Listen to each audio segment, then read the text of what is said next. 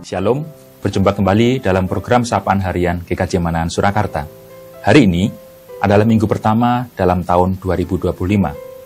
Mari kita belajar tentang hidup baru di tahun yang baru. Tapi sebelumnya mari kita berdoa.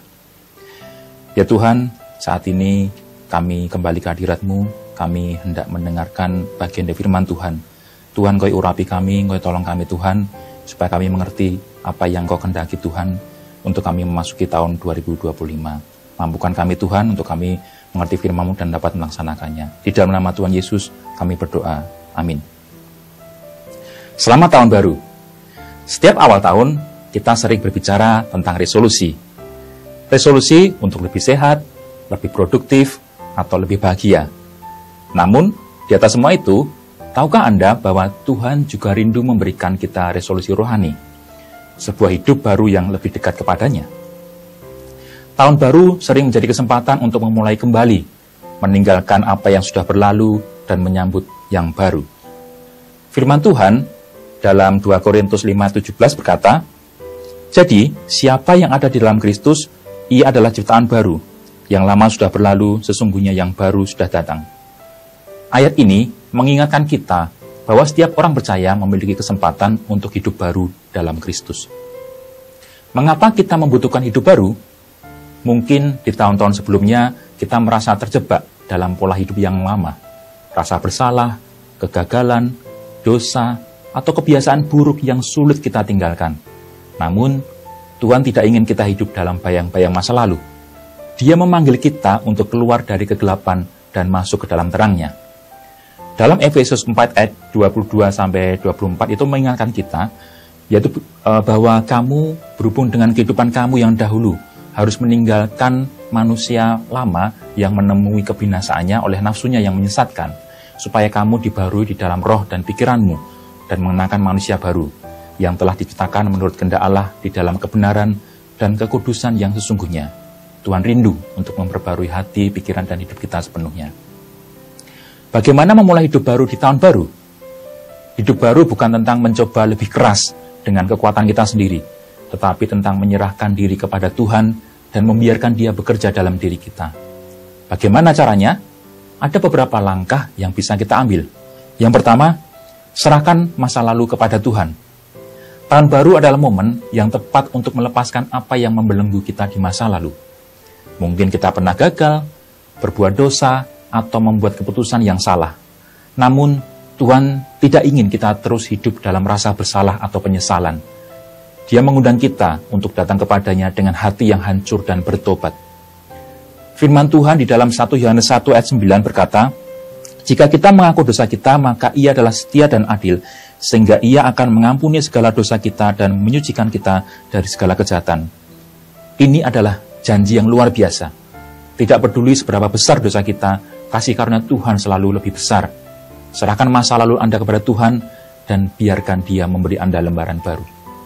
Kemudian yang kedua adalah tentukan prioritas baru. Hidup baru membutuhkan perubahan arah. Ketika kita memasuki tahun yang baru, ini adalah saat yang tepat untuk mengevaluasi apa yang benar-benar penting dalam hidup kita. Apa yang menjadi pusat perhatian kita selama ini? Apakah itu Tuhan atau hal-hal duniawi yang sering mengalihkan fokus kita? Filipi 3 ayat 13-14 mengingatkan kita untuk melupakan apa yang di belakang dan berlari kepada tujuan yang di depan. Prioritas kita sebagai orang percaya adalah mengejar panggilan Tuhan dalam hidup kita. Hal ini berarti menempatkan Tuhan di atas segalanya, baik dalam waktu kita, keputusan kita, maupun sumber daya kita. Ketika Tuhan menjadi prioritas utama, semua hal lain akan mengikuti. Kemudian yang ketiga adalah bertumbuh dalam firman dan doa. Untuk menjalani hidup baru, kita memerlukan fondasi yang kuat. Fondasi itu adalah firman Tuhan dan doa. Dari Mazmur 119 ayat 105 yang terkenal ya, berkata, "Firman-Mu adalah pelita bagi kakiku dan terang bagi jalanku." Firman Tuhan adalah panduan hidup yang menerangi jalan kita di tengah dunia yang penuh kebingungan. Namun, membaca firman saja tidak cukup. Kita juga perlu berkomunikasi dengan Tuhan melalui doa. Doa adalah saat kita mengungkapkan isi hati kita kepada Tuhan, sekaligus mendengarkan suaranya. Ini adalah hubungan dua arah yang menguatkan iman kita. Luangkan waktu setiap hari untuk merenungkan firman Tuhan dan berdoa, meskipun hanya beberapa menit. Jadikan itu kebiasaan dan Anda akan merasakan perubahan yang nyata. Kemudian yang keempat, hidup dengan iman dan harapan. Tahun baru sering membawa banyak ketidakpastian. Apa yang akan terjadi? Apakah saya mampu menghadapi tantangan yang akan datang?